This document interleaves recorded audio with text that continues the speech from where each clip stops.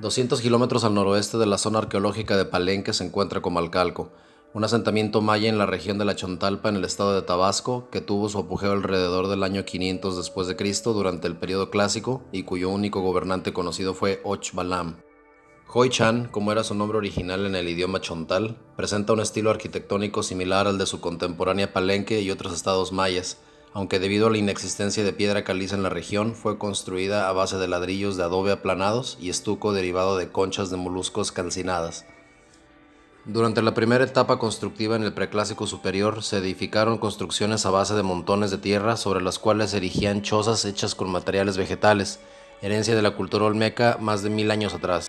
Y fue el inicio de su apogeo, unos 300 años más tarde, que los arquitectos de Comalcalco comenzaron la construcción de estructuras usando estuco y ladrillos de barro cocido, que los aztecas asociaron con comales ya que desconocían aquella tecnología, dando origen a su nombre actual, que en náhuatl significa la casa de los comales.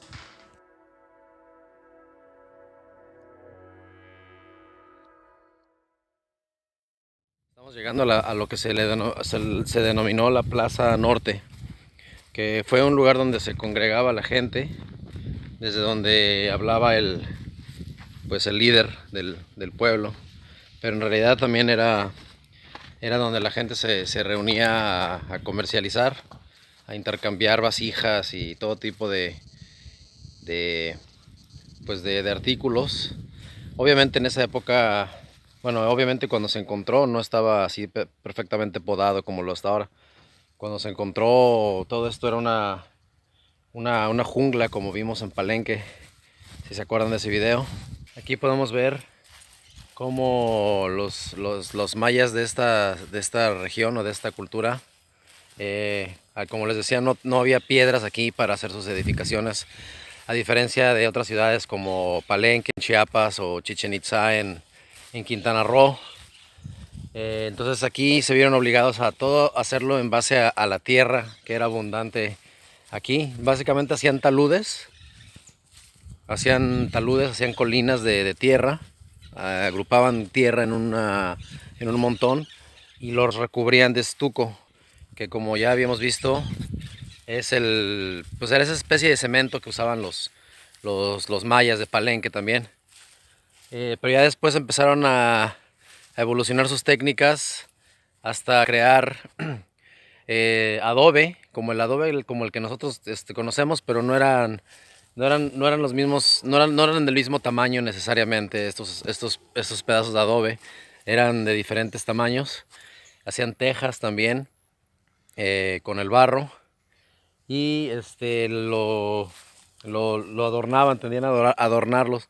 Obviamente estas escaleras son una combinación de trabajos de restauración arqueológicos, pero también en una buena medida son vestigios del estuco que, que trabajaban. Aquí llegamos al templo principal, lo que los arqueólogos llamaron Templo 1. Este templo principal se adoraba o se llevaban a cabo rituales de lluvia, porque hay muchos relieves en estuco y en los mismos ladrillos que describen animales acuáticos como ranas con alas y personas nadando y agua en general, de motivos acuáticos. Aquí la tienen, la Plaza Norte.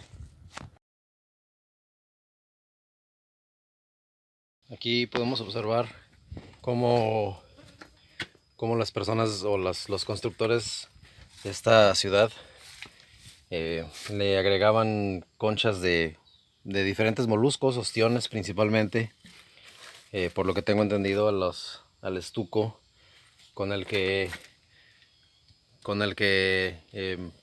unían los adobes de tierra que les mencionaba hace un momento. Al sureste de la Plaza Norte se encuentra el complejo de la Gran Acrópolis, un grupo arquitectónico construido sobre un único basamento masivo que incluye residencias y tumbas de personajes de élite, así como edificios administrativos y templos en donde destacan las cámaras abovedadas, las terrazas y los patios. Llegamos a la Acrópolis. La Acrópolis, la Acrópolis está más alta, es al sureste de la Plaza Norte y resulta ser que Eran habitaciones pues de gente importante, gente de élite.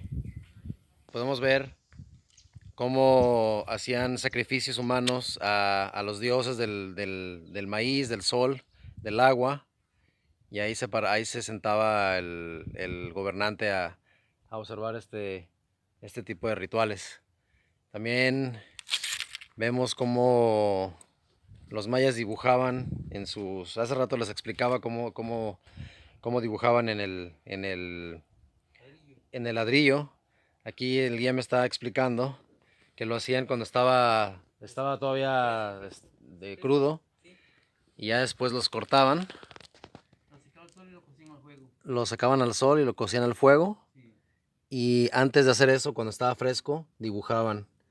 Este parece que era un noble porque son unos brazos y tenía brazaletes, lo cual indica que era un noble, ya que los demás no se les permitía usar este tipo de joyería. Y aquí podemos ver un pedazo de ostión, de concha de ostión, que es con lo que unían también los ladrillos que fabricaban. Los unían con estuco, y el estuco contenía pedazos de tres cosas: pedazos de ostión, agua y arena. Un detalle importantísimo que cabe mencionar es la ingeniería utilizada para el manejo del agua, como este pozo que parece haber sido usado como una cisterna mediante la cual se captaba, o por lo menos se almacenaba el agua para su uso posterior, y también los cientos de tubos de barro cocido unidos que se hallaron aquí empotrados en estas hendiduras que se encuentran por todo el piso de la Acrópolis, y que formaban parte de un sistema complejo de drenaje, usando tubos y canaletas para evitar que se inundara el lugar, compuesto principalmente por el patio hundido y el palacio, además de otras estructuras aledañas. Caminando hacia el sur del complejo podemos apreciar una habitación interna dentro del templo 5 que contiene los restos de la tumba de los 9 señores de la noche, que al igual que la cámara sepulcral de Palenque, representa a los 9 dioses del inframundo. Y continuando el recorrido de regreso, llegamos al templo 6, que alberga un mascarón de estuco representando al dios del sol, Kinich Ahau.